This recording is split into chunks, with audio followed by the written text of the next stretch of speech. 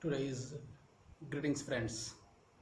Today, in continuation of our discussion that we have been doing for last few weeks, today we are going to take up the topic of the governance that we are carrying since independence in the country.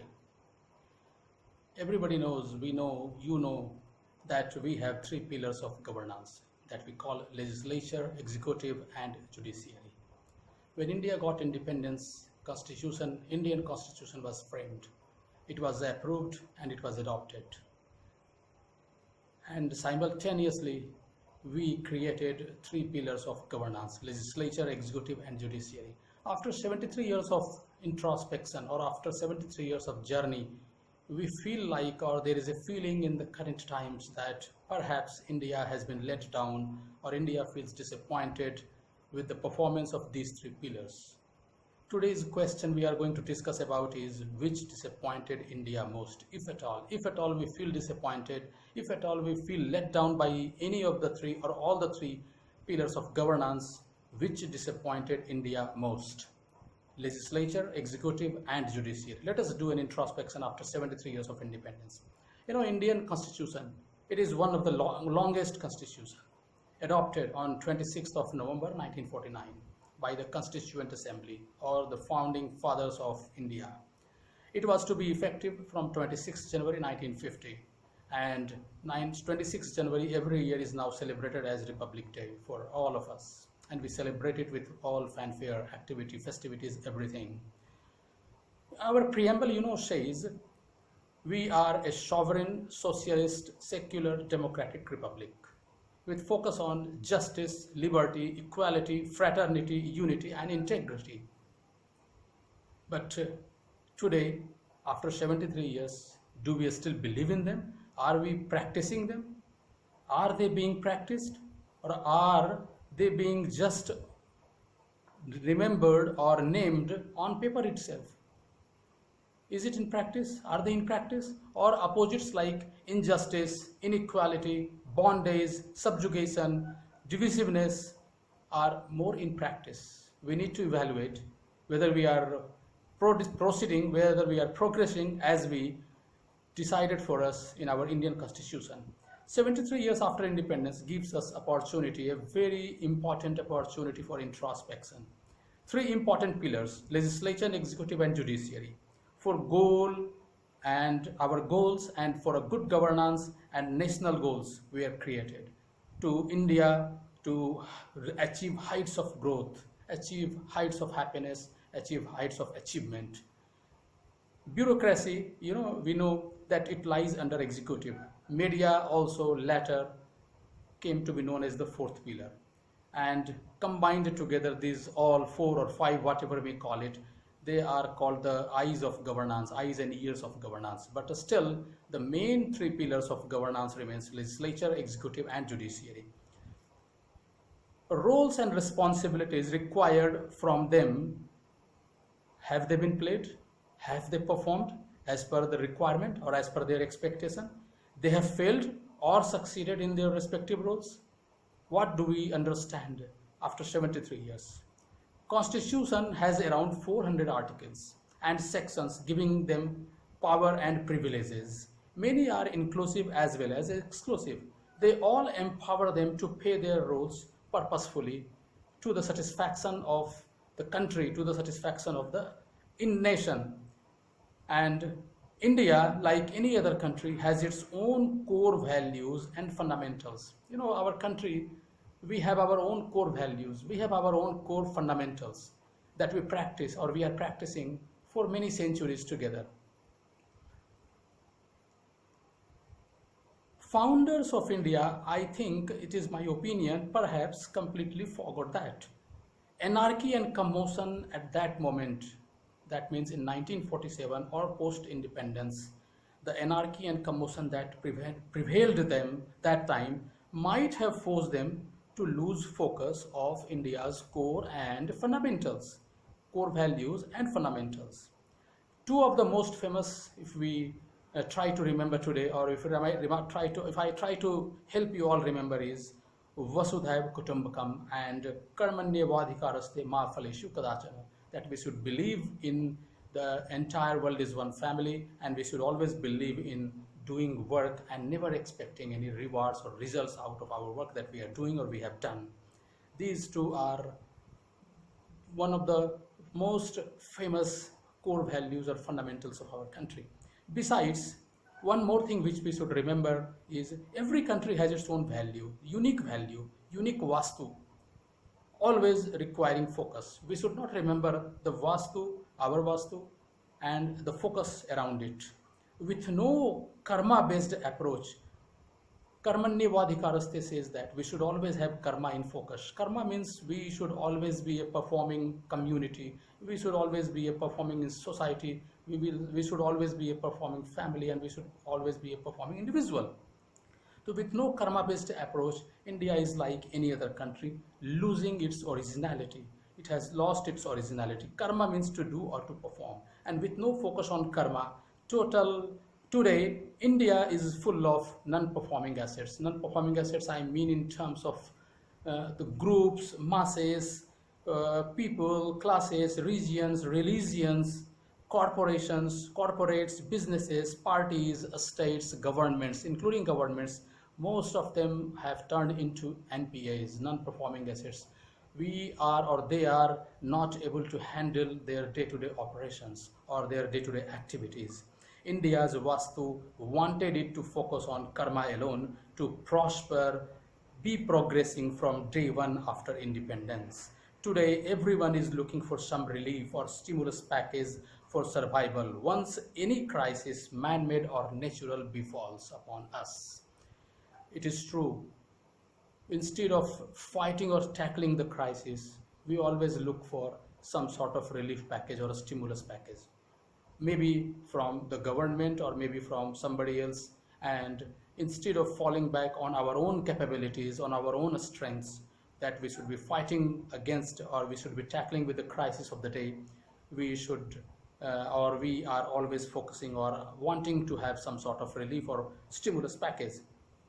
It's all due to modern economics. I am trying to understand or help you understand the economics in terms of ancient, medieval, and modern economics. Modern economics, it's all due to modern economics and blindly copying the text and words from other countries' constitutions. Other countries means, I mean to say, Western countries or other countries which are being looked upon as front runners. Democracy is for the people, of the people, by the people. But these three pillars believe lesser and lesser in this philosophy today. It is my assumption, it is my perception, or maybe it may be your perception also. And great mismatch between their sayings and actions. Success of democracy depended upon caring and sharing of resources and rewards, everything, among which is totally absent today, which is not or which is conspicuous by its absence today. Democracy means we should be in a position to share and care for each other. We should empower each other to perform to the highest standard, but it is not happening. It is not visible also. It is not being practiced also. Now, medieval economics depended upon exploitation and assumption.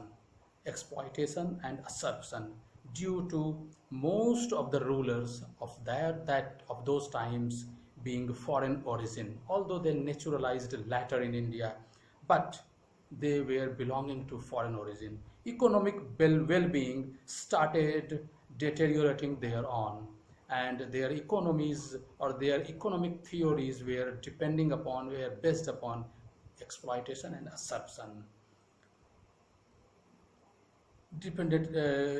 Economic well-being started deteriorating thereon. Ancient economics depended upon mutual care and share of resources and rewards, and that is why India was at that time, or during ancient times, India was richer, happier, and together because of this philosophy. During medieval economics, India's GDP to world was around or close to 30%.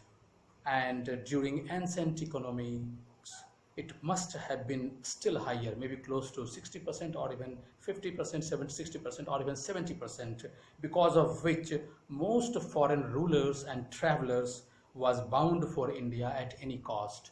Whosoever was waking up in the morning or was becoming adult, he was just trying to reach India by hook or by crook, by any means. That it proves that India was much, much prosperer than most other parts of the world. Now, we must have been a karma-based sovereign democratic republic. India is seriously disappointed with its sons and daughters of its soil, as they don't own it, neither its people, and appears to be engaged in selfish ulterior motives. It can't continue for long. This way, it is not possible to continue for too long, and that is why in 2020, India is forced to look for new leaders, change its course or review its course, and be promising and prospering in future again. This has become a compulsion for us. Details of 400 articles. You know, our constitution has almost 395 to 400 articles and sections. I can go on discussing about them, like which article and which section give what sort of powers and privileges to legislature, judiciary, and executive, but it will consume too much of our time. So what I have done, I have enumerated them in the description box. You can go through them and you can read them. You can understand them, which ones are applicable for separately legislature, executive, and judiciary. Now, list of reasons that somehow gives a perception in the public eyes that the roles being played by legislature, executive, and judiciary have turned negative. These are also given in the description box, but some of them we shall be discussing here. For legislature, what I understand is they have their image or their public perception is turning negative or has turned negative due to the following reasons: maybe not able to eradicate poverty, illiteracy, healthcare systems, demonetization, GST, women abuse, child mortality, communalism, economy, tackling economy, corruption, electoral abuse and electoral corruption, hate speeches, corrupt and criminal practices of elected representatives, unemployment, bank NPAs, constitutional bodies dysfunction. Now, for executive, the reasons for negative public perception: Delhi riots, trust and transparency deficit, migrant workers, the handling of this issue, migrant workers issue, coronavirus, lockdown restrictions, taxation, information blackout, fake news handling. Now, the reasons for negative public perception of judiciary.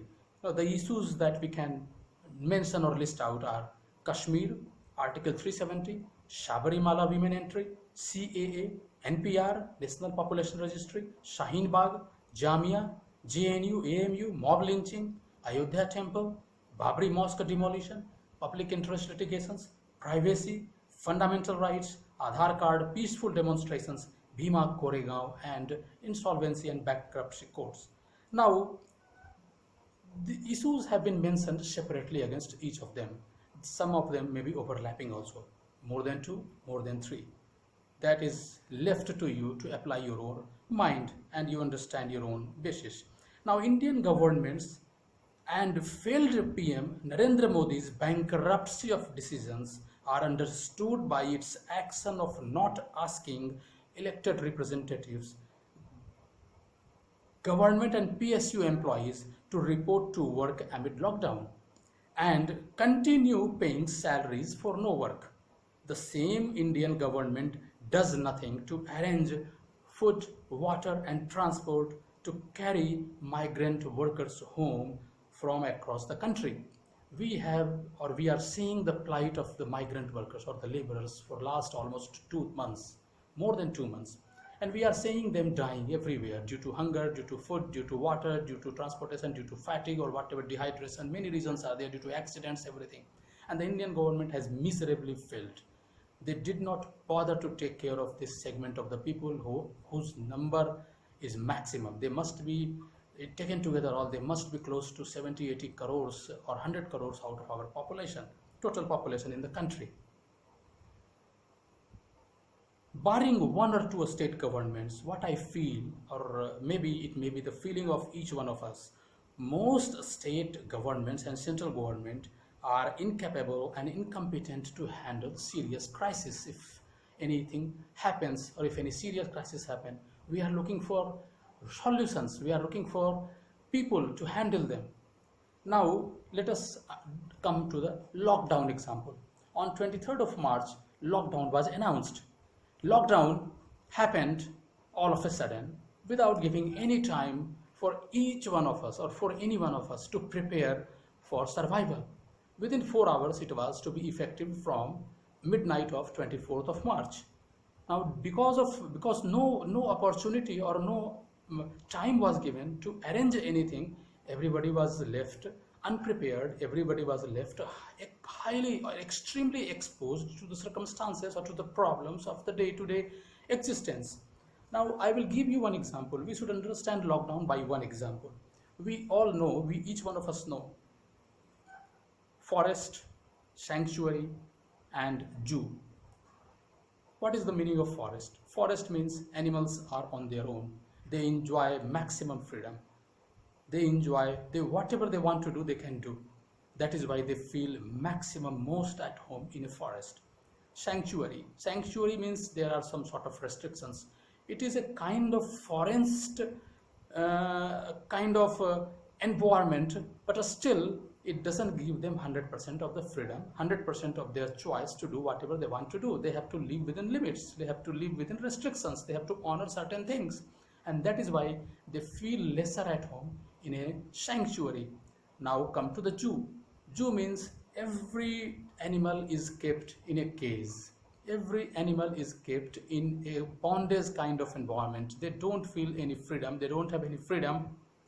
They don't have any, what should I say? They don't have any confidence, convenience or comfort of living in an atmosphere, in an environment where they feel at home.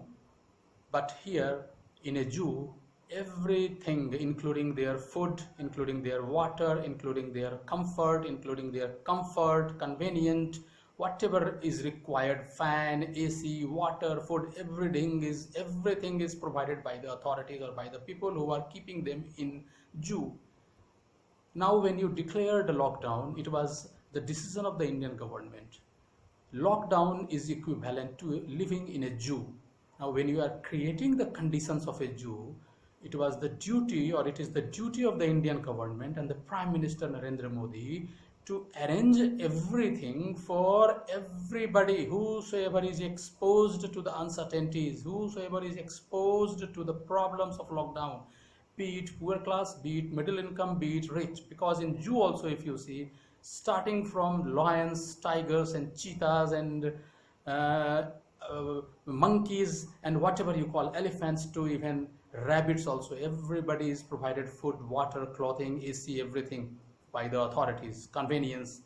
And similarly, food and water not only to these migrant laborers, not only to the people who were left unemployed, not only to the people who were not paid salaries because lockdown was implemented or announced all of a sudden by the Indian government. Indian government must have taken care to provide food and water, and it failed miserably. Not only it failed, it shied away from its responsibility of taking care of its people also, on whose voting or on whose suffrage they came to power or they are ruling this country.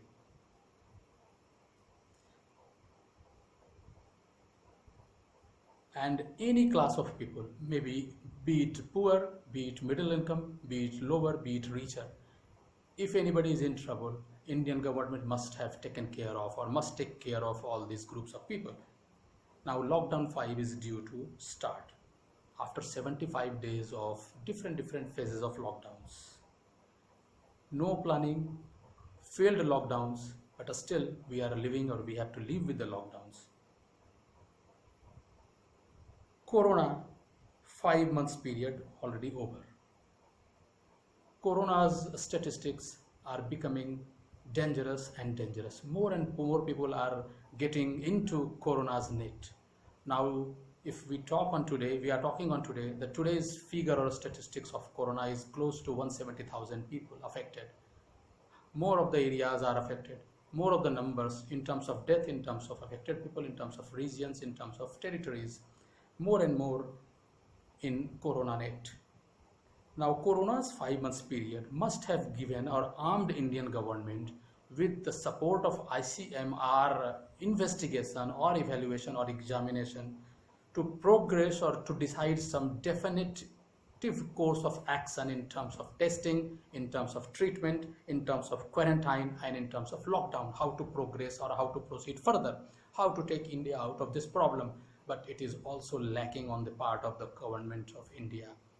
This government seems to be busy in something else, busy in lesser priorities, and the biggest or the highest priorities of handling Corona, demonetization, unemployment, poverty, illiteracy, healthcare systems, loss of business, GST, demonetization.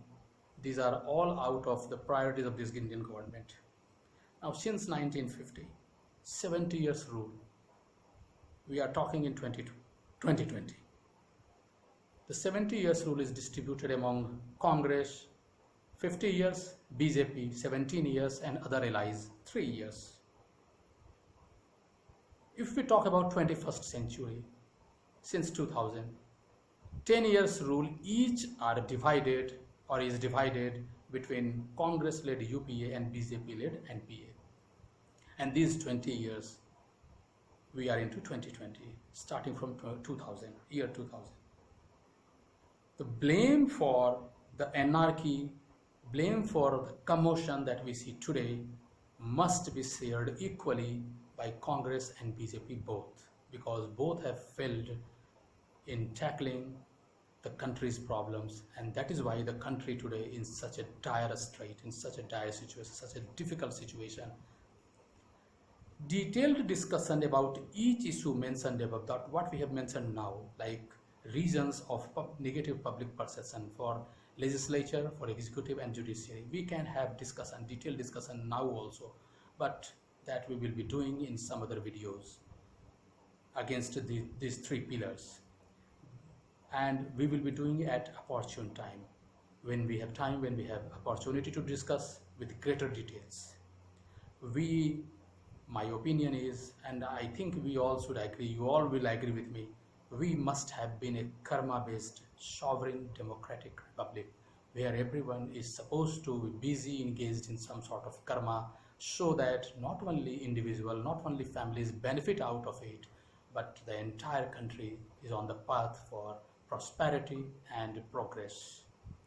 Solution to every problem today, whatever we are facing today, is possible. We shall discuss all of them in next videos. Friends, have a great day, have a great future ahead of you all. Thank you, friends. Many, many thanks.